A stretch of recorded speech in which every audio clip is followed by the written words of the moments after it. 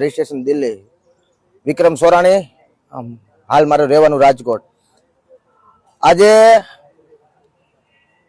સમગ્ર સૌરાષ્ટ્રમાંથી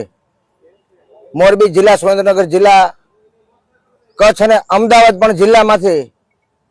ભાવનગર, જામનગર, બોટાદ, ગીર સોમનાથ દરેક જિલ્લાના યુવાનો, તાલુકા અને જિલ્લા પંચાયતના સદસ્યશ્રીઓ, અમારા સંગઠનના તાલુકા, શહેર અને જિલ્લાના પ્રમુખશ્રીઓ, માજી સરપંચશ્રી અને સહકારી અને નાના મોટા કમિટીના ચેરમેનશ્રીઓ જે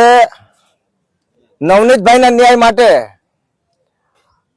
હું જ્યારે અહીંયા નવનીતભાઈની મુલાકાતે આવવાનો હતો ત્યારે આ સમગ્ર ટીમ એક નાનો એવો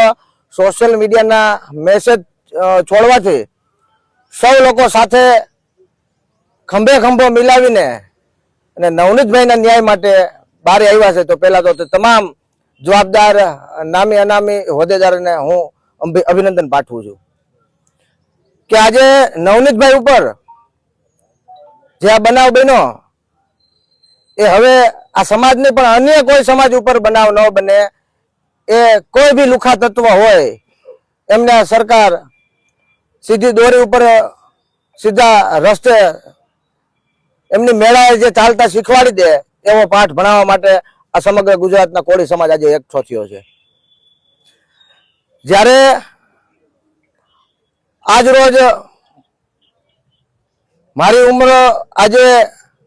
31 થી 32 વર્ષ છે, પણ આ વિસ્તારના આ કોળી સમાજના સૌરાષ્ટ્ર ગુજરાતના આગેવાનો જે 30 વર્ષ પહેલાનું વાવેતર હતું, મહેનત હતી, એ આજે અમે યુવાનો જોઈ રહ્યા છીએ કે આજે આ બાબત આ નવનીતભાઈના બનાવથી લઈ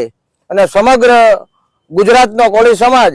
દરેક તાલુકે, જિલ્લે અને શહેરી વિસ્તારમાં આવેદનપત્ર દેવાની તૈયારીમાં છે અને એમની સંપૂર્ણ રીતે પૂરેપૂરી તપાસ કરી અને જે આરોપી હોય તેમને અંદર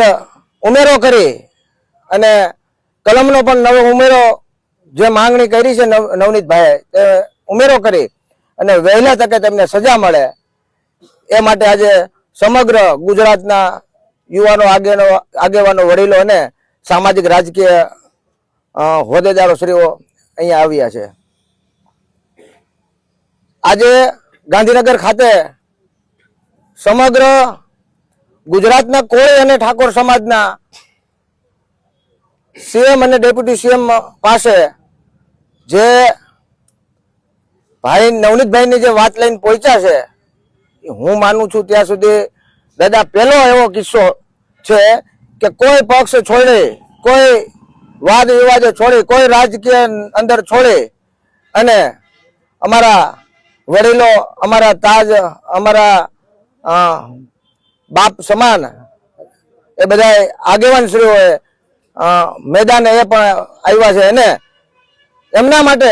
આ સમાજ માટે જો રાત દિવસ મહેનત એમને પણ કરી છે અને એમના માટે અમારે જ્યાં પણ જરૂર પડે ત્યાં અમે પણ તેમની સાથે છીએ.